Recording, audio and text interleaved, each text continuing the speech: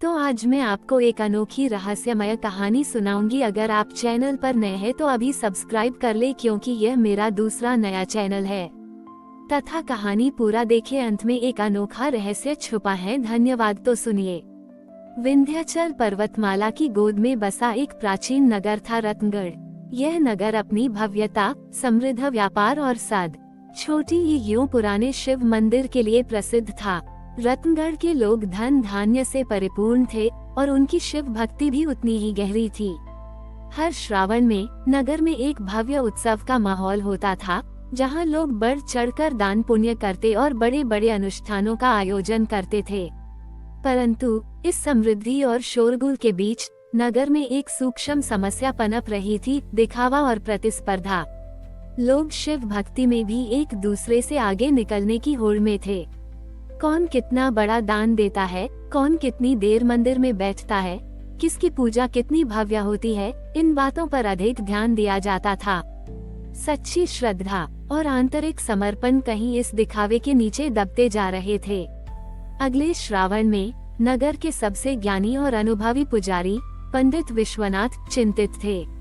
उन्होंने देखा कि भक्तों की भीड़ तो बढ़ रही है, पर उनके मन की शांति कम हो रही है। लोग आरती के समय भी अपने दान पर चर्चा करते या दूसरों की पूजा को आंकते। पंडित विश्वनाथ ने श्रावण के पहले सोमवार को शिव पूजा के बाद अपनी बात रखी। उनकी आवाज में गंभीरता थी। मेरे रत्नगढ़ के निवासियों, उन्होंने कहा, हमारा नगर समृद्ध है और हमारी भक्ति भी अटूट है। पर क्या हमारी भक्ति दिखावे की होड़ में बदल गई है? क्या हम शिव के उस स्वरूप को भूल गए हैं, जो स्वयं सबसे सरल और शांत हैं, जो आडंबरों से परे हैं? उनकी बात सुनकर कुछ लोग असहज हुए, क्योंकि वे स्वयं इस दौड़ का हिस्सा थे। पंडित विश्वनाथ ने आगे कहा, शिव भोले हैं, जिन्हें बाहरी दिखावे से नहीं, बल्कि आंतरिक पवित्रता और सच्चे मौन समर्पण से प्रसन्न किया जा सकता है। उनकी भक्ति हमें ये सिखाती है कि सच्चा दान वही है जो बिना किसी दिखावे के मन की गहराई से किया जाए। उन्होंने एक अनूठा सुझाव दिया। इस बार श्रावण में हर सोमवार को शिव पूजा के बाद हम एक मौन दान संकल्प लेंगे। हर व्यक्ति अपनी क्षमता अनुसार गुप्त रूप से किसी जरूरतमंद की मदद करेगा, बिना का छोटी ही सी को बताए, बिना कोई प्रशंसा चाहे। ये दान धन का भी हो सकता है, सेवा का भी, या किसी को एक प्रेरणादायक शब्द कहने का भी। शिव को साक्षी मानकर हम यह मौन समर्पण करेंगे, ये जानने के लिए कि सच्ची खुशी देने में है, दिखाने में नहीं। यह विचार रत्नगढ़ के लोगों के लिए अजीब था, क्योंकि वे हमेशा दान को सार्वजनिक रूप से प्रदर्शित करने के आदी थे। लेकिन पंडित जी के सम्मान में और अपने भीतर की सच्ची भक्ति को खोजने की लालसा में वे सहमत हो गए। श्रावण के हर सोमवार को मौन दान संकल्प का पालन किया गया। कोई गरीब बच्चे की फीस चुपचाप जमा कराता, तो कोई किसी बीमार पड़ोसी के लिए रात भर जगता। किसी ने बिना बताए मंदिर की सफाई की, तो किसी ने किसी दुखी व्यक्ति को सांत्वना दी।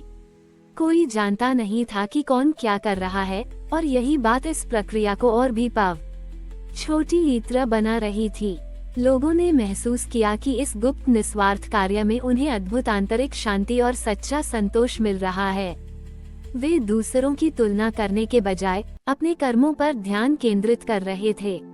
श्रावण के अंतिम सोमवार को जब शिव मंदिर में महाआरती हो रही थी, तो इस बार वातावरण में एक अलग ही पवित्रता और शांति थी। लोग एक दूसरे को देख रहे थे, पर उनके मन में कोई प्रतिस्पर्धा नहीं थी, बल्कि एक गहरा अपनापन और आपसी सम्मान था। हर किसी को पता था कि उनके बगल में बैठा व्यक्ति भी शायद कोई मौन दान करके आया है। पंडित विश्वनाथ ने अपनी अंतिम प्रार्थना में कहा, आज हमने सीखा कि शिव आदि योगी हैं, जो स्वयं मौन साधना में लीन रहते हैं। उनकी भक्ति हमें ये सिखाती है कि सच्चा पुण्य वही है जो बिना किसी दिखावे के गुप्त रूप से किया जाए। जब हमारा समर्पण मौन होता है, तो वह सबसे अधिक शक्तिशाली होता है, क्योंकि तब हम वास्तव में ईश्वर से जुड़ते हैं और दूसरों से नहीं।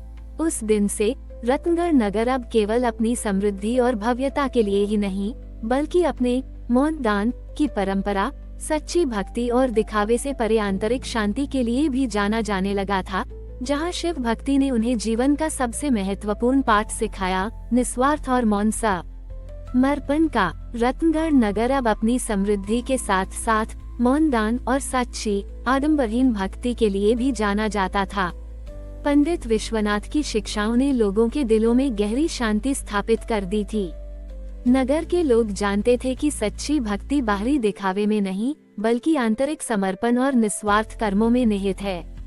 लेकिन जैसे जैसे समय बीता, पंडित विश्वनाथ बूढ़े होते गए और एक नई चुनौती सामने आई, आध्यात्मिक नेतृत्व का अभाव।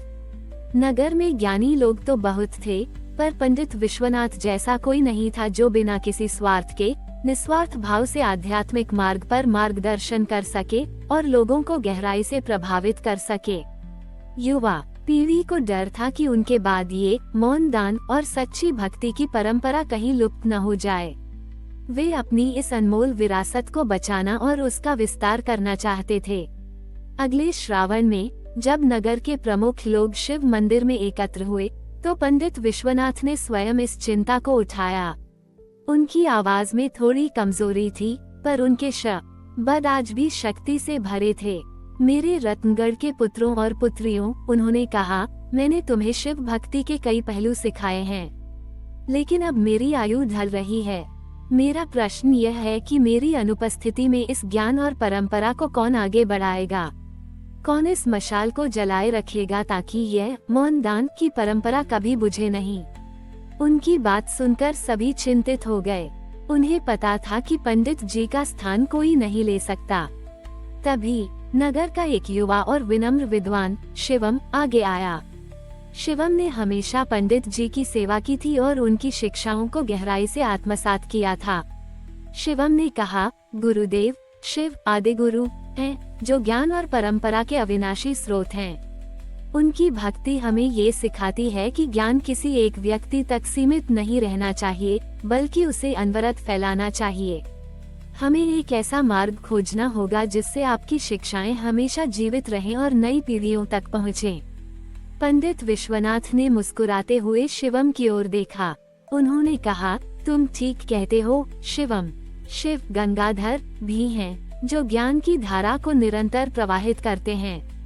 उन्होंने सुझाव दिया, इस बार श्रावण में हर सोमवार को शिव पूजा के बाद हम एक विरासत सूत्र कार्यक्रम शुरू करेंगे। इसमें नगर के प्रत्येक परिवार का कम से कम एक सदस्य, चाहे वह बच्चा हो या बूढ़ा, किसी एक धार्मिक ग्रंथ का छोटा सा अंश या किसी शिव स्तोत्र का पाठ याद करेगा। फिर वे इसे अपने परिवार और पड़ोसियों को सिखाएंगे। ये केवल पाठ करना नहीं होगा, बल्कि ज्ञान और परंपरा की इस विरासत को पीढ़ी दर पीढ़ी फैलाना होगा। यह विचार बहुत ही सरल था, पर इसमें एक गहरी शक्ति छिपी थी। लोगों ने महसूस किया कि यह पंडित जी की शिक्षाओं को जीवित रखने का सबसे अच्छा तरीका है। श्रावण के हर सोमवार को विरासत सूत्र कार्यक्रम शुरू हुआ। बच्चे संस्कृत के छोटे श्लोक याद करते, युवा शिव पुराण की कहानियों को कंठस्थ करते और बुजुर्ग अपने जीवन के अनुभवों को शिव भक्ति से जोड़कर सुनाते। फिर वे इसे अपने परिवारों में अपनी मौन दान की गतिविधियों के दौरान या सांत्वना देते हुए लोगों तक पहुंचाते।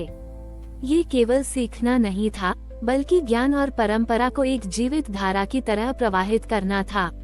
श्रावण के दौरान रत्नगढ़ में एक अद्भुत बौद्धिक और आध्यात्मिक जागृति आई। लोग एक दूसरे से प्रश्न पूछते, ज्ञान साझा करते और अपनी समझ को गहरा करते।